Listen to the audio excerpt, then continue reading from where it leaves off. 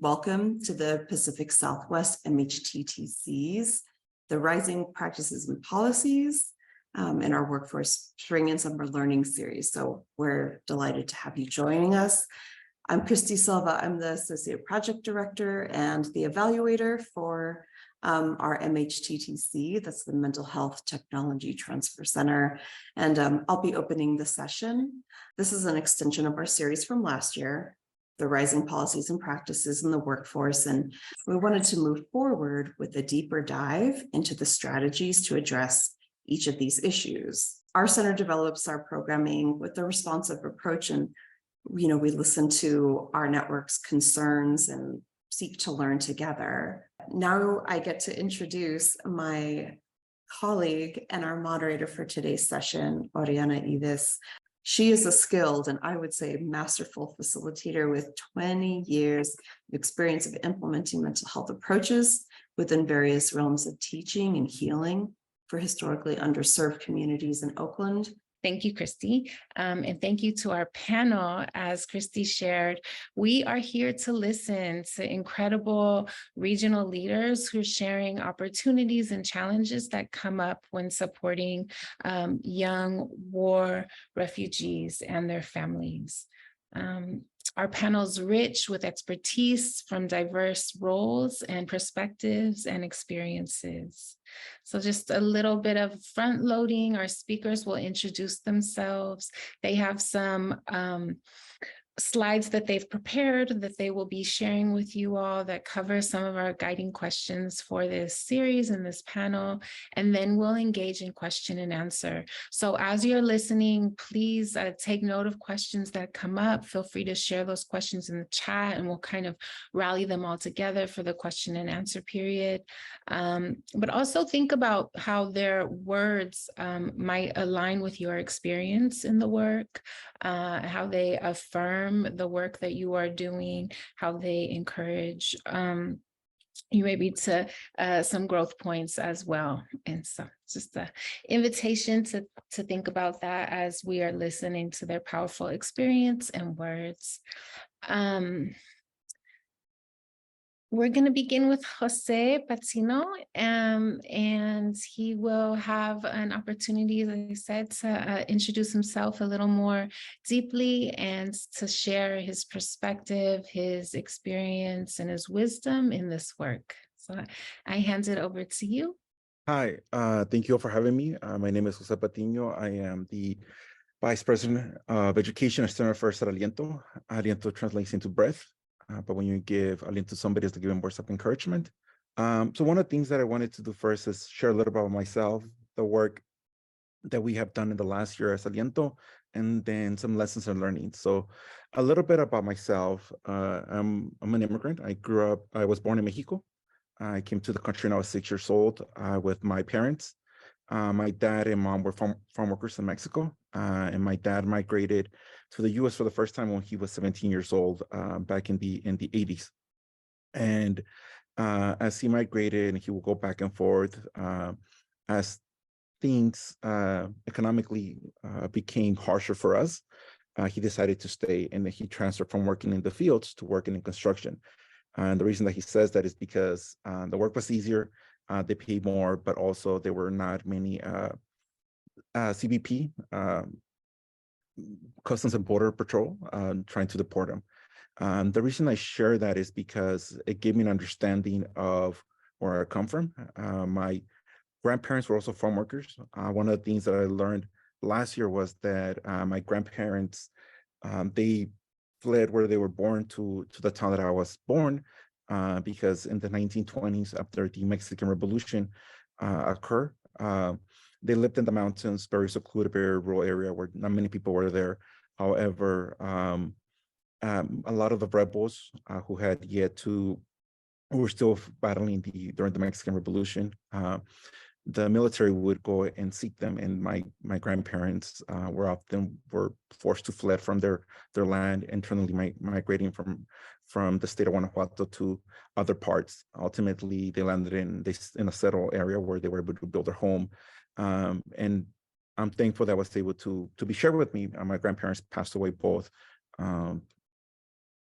earlier this year, but it was also good to understand a little bit more where they were at and a little bit of just what shapes us and why we decided to migrate, and our role on my sort of immigrant entrepreneur spirit that we have as a family to be able to move to different places across international borders in case we needed to better our lives.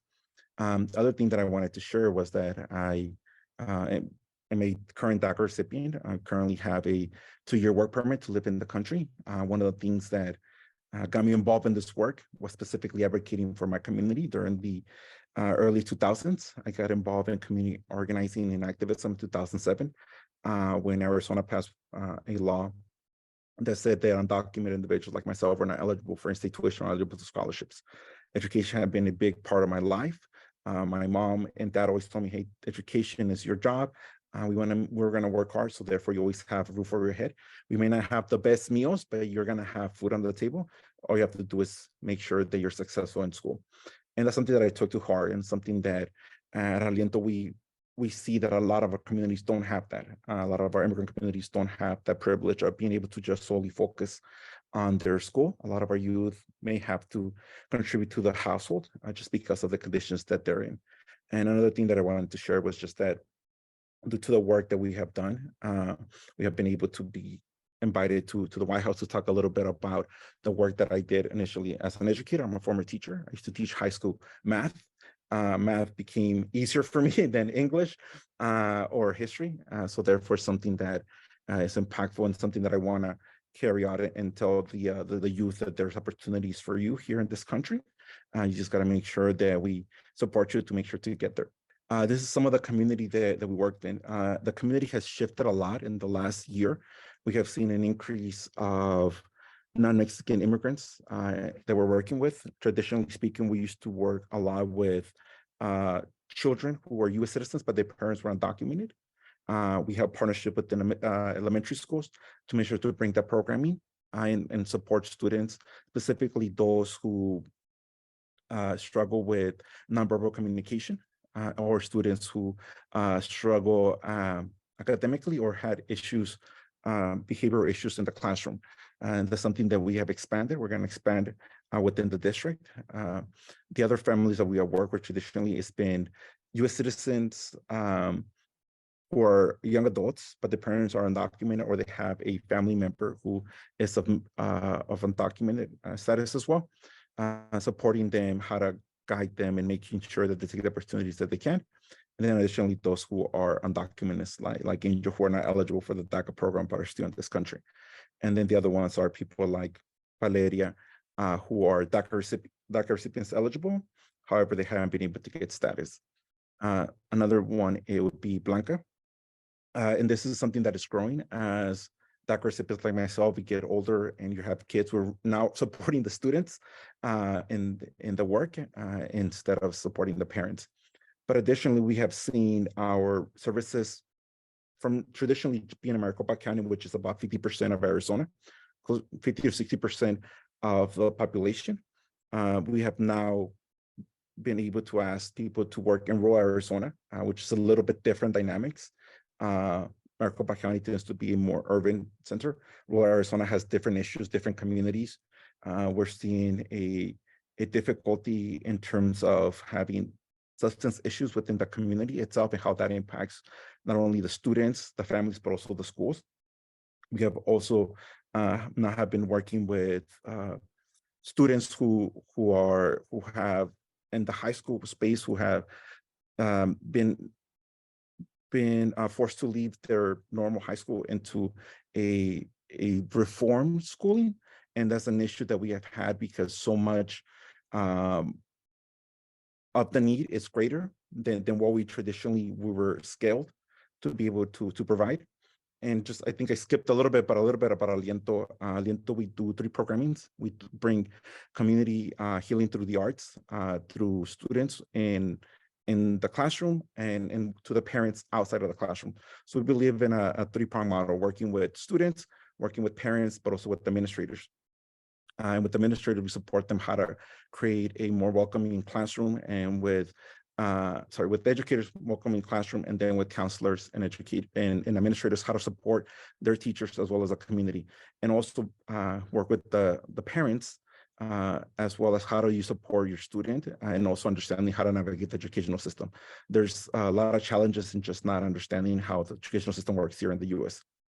We do leadership development. That's when we work with mostly high school students, community college, and university students, guiding them through the schooling system, as well as opportunities that exist for them to be able to maximize their opportunities here in the country.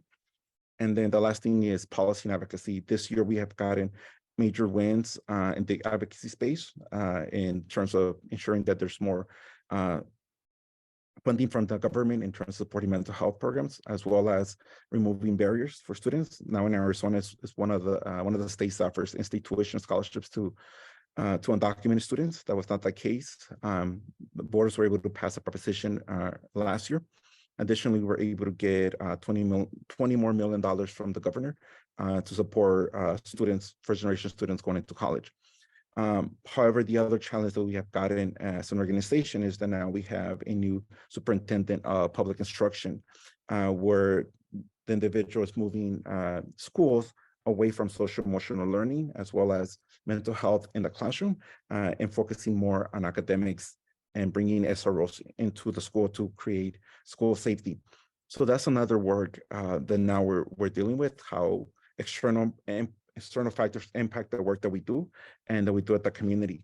And that's something that we didn't have before. So we have been able to adapt a little bit more.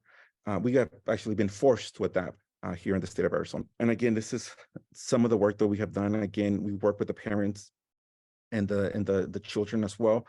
We believe in multi-generational programming, and as you can see, also we work in how do we bring those lived experiences and realities to lawmakers to make sure that they understand the decisions they're making, the impact that it's going to have in the community. And we believe in working in community. We believe in the work, how do we support each other to achieve community healing, as well as the need when we need to bring in interventions depending on what's going on in the experience. One of the things that again, that we're dealing a little bit more is this community violence that exists. And specifically, we're working with right now people in El Salvador, Guatemala, and Honduras, where a lot of the kids that are working in the high school, the recent arrivals, a lot of them didn't have a formal education in the country, so they might speak Spanish somewhat, but sometimes they speak only their native language, and then difficulty in terms of having just that ability to communicate in writing. Most of the communication is verbal. So how do we support the students who are 15, 16 years old, adapting into this new system here in the United States, as well as dealing with the other issues that they have? And how do we ensure that the school doesn't see them as deficit, doesn't see them as some people that they need to push out? That is something that we have been dealing with the last couple of years. A lot of schools pushing out the newcomers, specifically those from Central America and Latin America, because they see them as a deficit. And this is the takeaways that we have had from the work. So a lot of our folks, specifically young people, students, are internalizing their self-worth and internalizing anger. So how do we have those conversations with students and with young people? And if we don't know their native language, how do we can find other individuals to help them, support them, to be able to process their experience? Second thing is we have to be attuned to language. Words matter. And whatever happens in the community, how do we don't let that drive us? A lot of times that we have seen, and these specifically working with one of the high schools where there was an incident of violence that made into the news. How do we not have that define that student population? Because that's what we're seeing right now when we're interacting, we're working with this community. We see how adults are behaving and how they're seeing our work and our students. And then is how do we talk about, again, like what I mentioned within the Honduras and Salvadoran community is, this is things that are happening in the communities. And a lot of they don't have are folks that don't have the resources or a lot of say into what is happening. So how do we support them? How do we validate their experiences? The same time, how do we don't try to recreate by trying to understand in our own way? How do we hold space for them? And then the one that I love the most is immigrant communities are beautiful, resilient, and powerful. We always want to focus on centering the strengths from a growth perspective instead of a deficit. Something that is happening a lot in the community. And this is my favorite one. Again, the immigrant communities don't save you. We just need people to support. We need partners who are going to support in the healing process, others to help removing barriers. Because, for example, right now we have a lot of barriers in Arizona in the schools that we're dealing with. And that's why a lot of our communities are not getting the support that they need. And when you're going to look whether they're successful or not, you're going to see they're not successful, but it's not looking at what are the root causes and how do we help those students be the best selves. And again, healing journey is not a destination. It is the journey itself is the destination. So everybody looks different. Sometimes it takes longer. And this is something that we have learned within our staff due to the emotional work that we have done. We have had to extend our capacity, and that has forced individuals who have been extremely capable of the work that we have done and very passionate of the work due to the sustained stress and anxiety of the work, and sometimes just the difficulty have been forced to transition.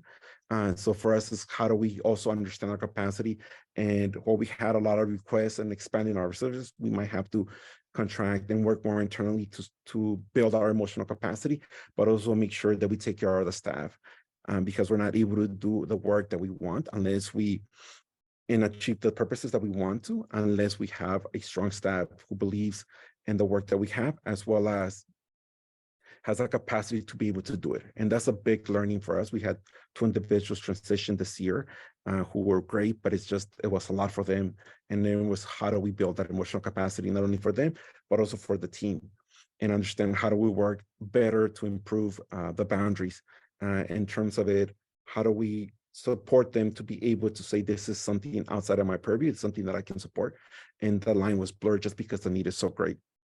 And the last thing is something that we always close our meetings with in Lakesh, Alakin, tú eres mi otro yo. Si te hago daño, me hago daño a mí mismo. You are my other me. If I hurt you, I harm myself. So it's something that we want to make sure to live within the community and want to make sure that practitioners in school systems, people in decision-making powers understand that and make sure to understand that we're tied to one another. Appreciate the ways in which you spoke to how detrimental external factors can be in our young folks' lives and however changing they are. And as service providers, how important it is we're aware of the political tide and we're responsive to the needs and the shifts that are impacting the lived conditions of our young folks. And then I also so deeply respect and appreciate the layer of emotional well-being that your work centers, and how we understand the external conditions and feelings of powerlessness really can impact the way we see ourselves and the way we tell our stories, and how might we in our work shift that and help people see their stories as resistance and hopeful and powerful. So thank you. We'll transition now to Natasha and provide you space to respond to these questions and introduce your work. Hi, my name is Natasha Bogopolska. I am a school psychologist currently for Los Angeles Unified School District. Previously, I've worked in New York City, Philadelphia, and Baltimore. Outside of my work directly in the schools, I have some additional projects where I am a consultant for Mzima Consulting, and we work with organizations that serve youth from a strengths-based perspective. I'm also a facilitator for a leadership development program that is conducted virtually in Uzbekistan. And I'm also a board member for the American Foundation for Suicide Prevention in the Los Angeles chapter. Today, I wanted to focus specifically looking at refugees from Ukraine, although I've worked with refugees from different countries, especially when I was working in Baltimore. So my story is that I was born in the Soviet Union in Yalta, Ukraine, which then became in 2014 was annexed by Russia and became part of Russia, but it was in Crimea. And so the two photos you see here are me, my brother, and my mother on the left in Ukraine in 1988. And then when we first immigrated to San Francisco in 1993. The stories and the focus of what I wanted to talk about today look at some of my personal connections. So families that I know that have fled the escalation of the war in Ukraine in February 2022, as well as some professional connections, how that has changed the work that I do in Los Angeles. So if some of you are not familiar with what a school psychologist does, we do a lot of consultation, counseling, crisis intervention, but also assessing for disabilities or students with disabilities to determine need for special education services. So I wanted to share just two stories of families that fled the war. You can stay on this slide and then I'll go into the next slide to summarize. One is a personal friend of mine with whom I've worked in Pennsylvania in 2013, she and I have been in touch since last year again. Her husband was drafted, and so he's still in Ukraine, and she's alone with her two daughters in Germany. And so since I did get to present on this panel last year, I wanted to share that just through her storytelling, it has given me really a perspective of her refugee experience being in Germany and just the strengths and needs that she's had, similar to what Jose has talked about. But before I go into her story, I wanted to share another story that was shared with me. A family friend of mine in New York is hosting a refugee family with a husband, wife, their 3 kids, and they left just as the war was escalating in February. And he was feeling some guilt because he escaped the mandated army draft while one of his best friends was drafted and ended up dying in the war. And the initial response that a friend of mine had asked me about was, "Oh, Natasha, you're a psychologist. And we think he needs therapy immediately. How can you help us broach this topic? Because we're just assuming that it's very stigmatized in their culture." So there were, for me, a lot of concerns with just that approach and perspective. And I'm going to shift to how I responded to that request for support on the subsequent slides. But so I just wanted to set that foundation. And then in terms of professional connections, I get asked to do a lot of assessments for Russian-speaking families. I don't speak Ukrainian because the part of Ukraine where I'm from was predominantly Russian-speaking. And it's been very interesting. And for example, even today, I got a new case where someone had asked me, this family's not disclosing to us what they went through, and we feel like they're hiding a lot. And so keeping some of those experiences in mind, let me share some takeaways and recommendations that I have. And so some of these recommendations or takeaways may be very familiar to you. I wanted to share some that I have shared with my colleagues and friends. So storytelling is very time sensitive. We don't want to force anyone to share their story if they're not ready. And pressuring someone to tell their story, or honestly being somewhat judgmental for them not disclosing every part of their trauma, even for example, an assessment, is truly unnecessary. Even when I'm working with children who have experienced trauma in the United States, outside of being a refugee, we only need to gather enough information of what they're willing or ready to share. We don't want to re-traumatize anyone. And additionally, we can get them the support and services they need without them sharing their story, especially if the space where you are communicating with them doesn't provide for confidentiality or enough of support responses. Let's say you only have 20 minutes to do this interaction and you're exposing some very raw information without any follow-up supports. That's not really fair to the person or family that you're interacting with. So it's really important to keep in mind that a story may come out organically with time, and the story can shift with time as well. Something that I learned through the assessments and families that I've interacted with this past year, specifically families from Ukraine, is that we cannot assume that there was a trauma, but we also shouldn't assume that just because they had certain supports in place or however they were able to come to the United States, that there was no trauma.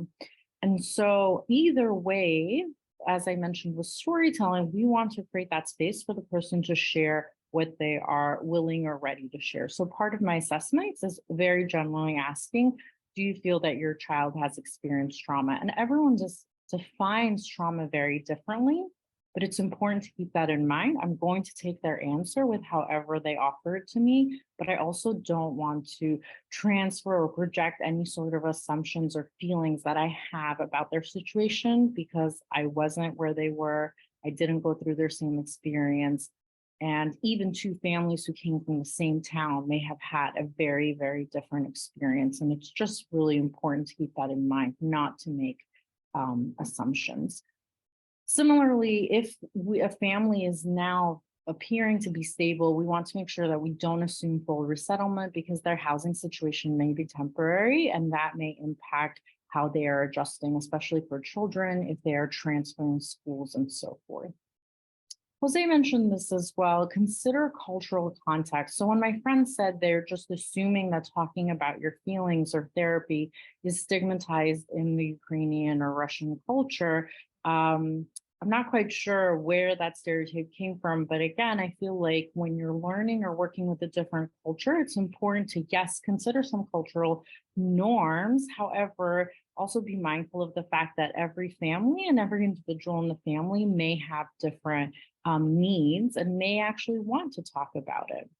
So with that, what do they already have in their community that is their support? So for example, the advice that I gave this family in New York, the American family that was hosting the Ukrainian family, was what community strengths do they already have? So if there is this language barrier or this family perhaps doesn't feel comfortable going to a therapist and talking to them about it, can you reach out to a religious community that the family is already involved with, or connect them with other families that are refugees from Ukraine? Creating a sense of community prevents isolation, which can really lead to the depression that my friend was suspecting the father figure of the family to have. So similar to what Jose said, really focusing on the community's strengths that they already have, rather than recommending supports or cultural norms that are quote unquote our go-tos when we're dealing with a conflict or stressor. So be really mindful of how you offer help and what you say. For example, I overheard someone who was hosting an Afghan family in Los Angeles, which was really needed and helpful at the time, share something like, well, we're going to teach them English because without that, like, how can they do this? Or literacy. And really important, right? Literacy is important, especially for their children to be successful in school. But the way that it was said was only focusing on that family's needs rather than highlighting the strengths that that family had and what they were bringing. So too often we do a needs assessment before we do a strengths assessment. And so what we know to make us successful in our fields or in our lives may not be what defines success in that culture. And so there really has to be a collaboration and fusion. And finally, as I just mentioned, the collaboration can lead to more participation and buy-in rather than directly given unsolicited advice that may result in the person not accessing the supports that you or the community may have to offer. Thank you so much, Natasha. Thank you for the ways in which your work are so deeply client-centered and client-guided. I think it's incredibly important to allow our clients to define what trauma is and feels like for them rather than assuming. because that is an added violation, right, on top of all they have already experienced. So thank you so much. As you're listening, truly, please share questions in the chat. I'm going to hand it over to Stephanie, our next and final expert panelist, to share her wisdom. So my name is Stephanie Noriega. I am the program manager of the Newcomer Wellness Initiative with Oakland Unified School District in California. A little bit about myself. I was born and raised in East Palo Alto, Bellhaven area of the peninsula in California. I say East Palo Alto and Bellhaven area because those are small little pockets and a very affluent, larger area, but there was still a lot of struggles. I come from a mixed status family, which afforded me a lot of implicit and explicit expectations of what it meant to be US born, and at the same time still had to do a lot of the immigrant experience because there was still a lot of hiding and invisibility that I had to support with. And so just even thinking about the hindsight of, had I known that my privilege of being born here would have been able to afford us so many other things that we didn't go to because of fear, because of just like ignorance and not knowing, then it definitely made me like be more passionate about my work and what I do now. OUSD has had supports for refugee and asylees since 2007. It at the time was primarily focusing with families that were arriving from overseas through resettlement programs, and not so much who are working to claim asylum here. Since then, our demographics have changed and since migration increased from Central America, and we've shifted our focus to provide more for unaccompanied youth and asylum seekers here, which has led our expanding of our staffing through the Newcomer Wellness Initiative to provide case management and supports for those families. The goal is to work towards addressing the fact that in order for schools to improve attendance and retention of newcomers, they need to be sure that they have the information and systems set up in place to respond to the needs, while simultaneously trying to improve the culture and school climate of our newcomers. The Newcomer Wellness team is comprised of clinical social workers that can provide mental health support, but focus primarily initially when a family comes in on addressing the basic needs first. When we started this work, we quickly realized that our families aren't able to work on their mental health needs if they're only worried about their physiological and safety needs, kind of like what Natasha was saying, that you don't assume that the need, you ask them for the need. And so then it felt like, it also then felt like we were doing having an immediate impact on the families, because that's what they were asking for. Also, a lot of our systems are embedded in one another. So sometimes families couldn't access services that would alleviate some of the physiological and safety needs because they didn't have the public benefit. So for example, housing, food stamps, whatever it may be, they might have not known that they can afford some of those services, and particularly like mental health in Alameda County. A lot of our school mental health services are embedded within Medi-Cal, so if our families didn't have Medi-Cal, they couldn't get those services. And so because of that, and also the fact that newcomers come to school districts at any and all times of the years, we had to find a way to quickly but consistently gather relevant information so that we can help the family support into our transitioning into the schools. And so we came up with a two-part approach of an intake to be able to help our family. So the first one comes from a central intake enrollment. So at the time, in OUSD, everyone goes to enroll at the district at one building, and then they go register at separate schools. And so we made it so that once they're done registering, or if for whatever reason they didn't, we've worked with an enrollment office to help them self-identify. Then we bring them over to our office to be able to do a quick assessment on like legal support, healthcare access, and like school supplies. And so we offer resources first rather than like, tell us all this information we need to best support you. So once we've done that, we have built relationships with CBOs to help address some of those needs, and they're small wins because families now see that we are invested in them, that we want them to succeed, and that we welcome them. So then when they go to their site and they do the intake with the social worker at the site or the wellness team member, they feel more comfortable that knowing that when we're asking these questions to do a better assessment of their needs, it's coming from a place so that we can provide them support. And so then from there, we're actually able to bridge an opportunity for the parent to feel like they have a little bit more say in their child's education, and to feel like their child's unique needs are something that we're taking into consideration while we're providing support for them. So before I go more into like the impact of understanding trauma recovery, I do also want to acknowledge that I know that the topic is for war impacted refugees, but I also want to really acknowledge that all of our newcomers, no matter what part of the country they come from war impacted areas. Some come from more like textbook impacted area, but a lot of our Central and South and other parts of the world, South American families also face similar conditions, running from gangs, political persecution, or indigenous families that are experiencing genocide because of their heritage. All those methods have warlike, all of those things have warlike methods. So when we create supports for our families, we create supports for our families, for newcomers as a whole, knowing that their experience, regardless of what part of the country they came from, have some shared similarities. And so with that, then we then had to look first locally to see how our area was impacting their recovery. So I'm only going to speak for Oakland because that's the area I serve and I support. But Oakland is rich with beautiful culture and is very resilient, but there's no denying that some parts, particularly the parts where our families can afford to live in, or where they already have built-in existing communities, also face tons of adversities as well.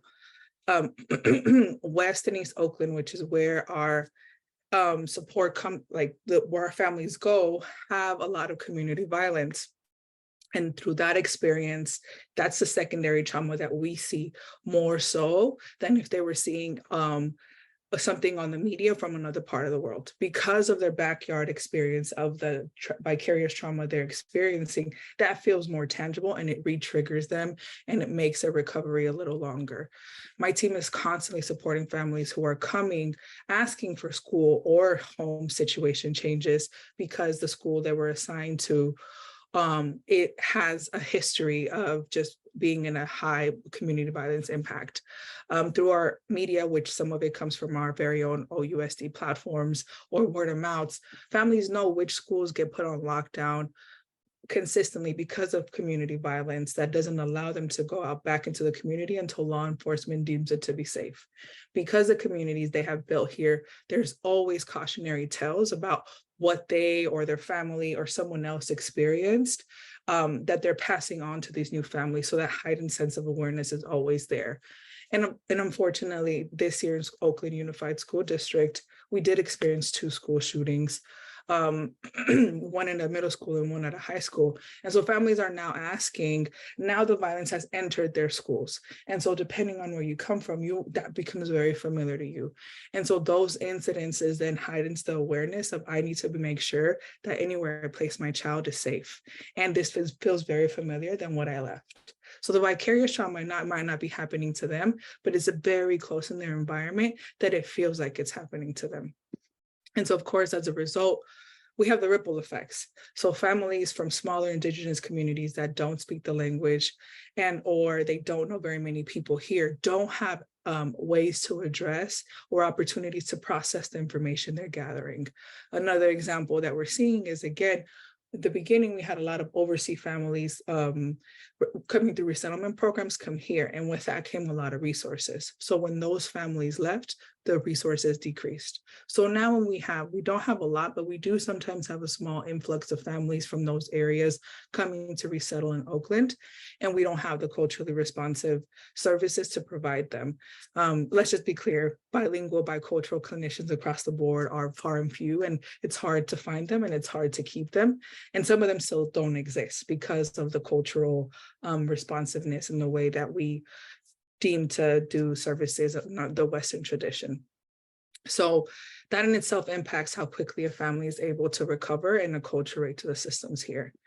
And that directly also ties to the delay in in equitable access to systems. If families, and Jose mentioned a little bit of this, but if families' legal status, linguistic necessities, literacy levels aren't taken into consideration when building these systems that are meant to support them in their recovery, it won't actually impact the recovery place at all.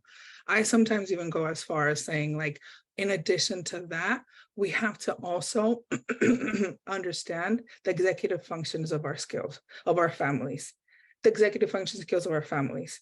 These families are coming from chronically high stress and traumatic environments. So the way that they process information is different. The way that they understand how to navigate an information is different. And so if we don't understand that as part of building out our systems, then we end up running into the risk, which I have seen, that we call families uncooperative, disengaged, uninterested, and that's not actually at all the case. It's that there's no equitable access to the system that's actually supposed to help them get better and acculturate and opportunities for recovery. So because of all of that, there are a few takeaways, particularly this year, that we have started to work on when trying to build supports for these families. Next slide. So one of them is holistic practices. As we continue to identify the gaps, some within our control and some aren't in our control, there are still these small impactful wins that make a difference, even when trying to get our families to not fall off our radar or to re-engage after something has happened. So when addressing community violence and its impact to our students, we're starting to shift more to holistic practice healings that go beyond our Western approach. And Natalia also mentioned this a little bit about it as well. So we're building tools to help destigmatize the asking and receiving a help that's more familiar to them through these holistic practices. Our students are used to drinking teas, are used to going to curanderas to help them feel better. So when we found a CBO that does that holistic practice through acupuncture, through Reiki, through sound healing, through herbal medicine, when we introduced that, students were more likely to engage, and the response was great. And the amazing thing about it is that when we created these services and we think about the impact, it's not about newcomers in general. It's about everyone who we're serving as a whole and how we can scaffold this beyond that. And so the response was great, and the students were able, it felt familiar to them. And so then they were listening. And so then we could do a psychoeducation on mental health wellness and awareness and the different types and how talking and therapy can be helpful. We also realized that we needed to reamp through all of this, our support of how we respond to a crisis of a school as a whole. Post-pandemic has taught us pandemic taught us a whole bunch of things. So post-pandemic has forced us to really take a step back and reevaluate how we support schools and the families, and how we as a district, because I represent the district, want schools to feel like they can reach out to us to really do the community school model, which are my last 2 points on to community school model to make sure that the schools feel equipped to address and access the need for the supports of these students. So we want the schools to feel more supported. And we realize that in sometimes taking a step back and being more intentional and really taking assessment is better than just like trying to throw things at people's way. We are nowhere near where we need to be when it comes to be able to get these supports, but we're on our way, and that's better than just sitting with our hands tied saying like, oh, it's too much for us to address. There's too many holes and gaps. So thank you so much, Stephanie. I'm really taken back by the multiple ways your work is ensuring families are seen and heard, and that the healing practices offered are so out of the box in regards to our Western way of thinking and seeing problems. So deeply, deeply appreciative. Feelings of longingness and homesick, feeling homesick. What tips would you give to the person who feels homesick, and what strategies will help a refugee from Ukraine adjust to the new environment? And so that's very specific, but also can be maybe applied a little more generally as well. I think without really knowing the person and their journey, right? Because I really feel like there are some responses that are applicable to many cultures and many people, even from the same culture or country. but sometimes it can be a case by case basis. So I think that ultimately connection can help with addressing feeling homesick and adjustment to a new environment. But I also think it depends where you are. So, for example, specifically for families from Ukraine, but I think some other cultures as well in Los Angeles, there are opportunities to connect with religious institutions that are led in the language of the country where you are from, or grocery stores where you can buy food that is familiar to your culture, similar to what Stephanie said, maybe even a medical professional who treats in the way that aligns with your cultural beliefs and practices. And so I think part of adjustment, if you are in a community that has an immigration population, allows for really developing being bicultural and acculturation altogether, that you can still embrace parts of the culture where you came from while adjusting and learning about the community where you are now living. And then I also mentioned in my reply in the chat that I think as I said in my 10 minutes, we don't want to define someone just by their refugee journey. So specifically thinking about students in the schools, they had interests before they moved here. So arts, sports, whatever they really are passionate about. Anyway, like Jose said, we don't want that student to be asked to leave the school for whatever reason that may be. We want to make sure we engage them in the school. So for younger students, doing lunch bunches or helping them learn about the process for signing up for a sports team or theater or art, if they don't want to do anything oral, or that maybe the language is limited. So I think making sure that we create opportunities for connection. And then finally, I'll say, don't assume that just because someone speaks the language of that person, that they will be culturally sensitive to that person's journey, right? So I technically am a refugee from Ukraine, but that was in the early 90s, and it was a completely different experience than someone who has immigrated in the last year. And so even me, I have grown in how I respond and work with families from Ukraine. And so those are my initial responses. What a beautiful response. So much there, but what I'm really feeling so deeply is allowing folks the opportunity to cultivate their full self and who they are beyond the trauma they may be experiencing or have experienced. I'm really a fan of highlighting post-traumatic growth and really not focusing on youth as, at-risk youth because of the trauma that they've experienced. But we really want to, if someone wants to talk about a success that they had, or some of my high school students who they're dating, or whatever the case may be, they don't want to talk about their trauma every time they come to counseling. And so I think that's okay. We want to create spaces. Thank you. Our next question is for Jose. You've uplifted the importance of active participation to support the work underway, and maybe just a little bit of time to speak to the most effective and culturally responsive ways you've seen partnership or partners step in or even step back. Thank you for the last comment. Sometimes the best thing to do at the moment is to step back. Oftentimes people overpower conversations because they have different understandings. So for us, what we're working right now, and I mentioned before that we had a shift in administration of the Department of Education. And then also I don't know if all of you are seeing it in California, same thing about this new movement to change curriculum and to shift focus on what we have been doing at the schools around social emotional learning and mental health and what is the concept, but we've seen it in our districts. We have what ultimately has been the most impactful and powerful is centering the importance of belonging, starting the importance of student voices, and what ultimately we want to do is to ensure that students have the best experience as possible. And that creates a little bit of a challenge. Our role as an organization is how do we build those gaps and differences? And we have seen a lot of turmoil in terms of school board members, in terms of educators who have left the profession, or social workers who are transitioning out.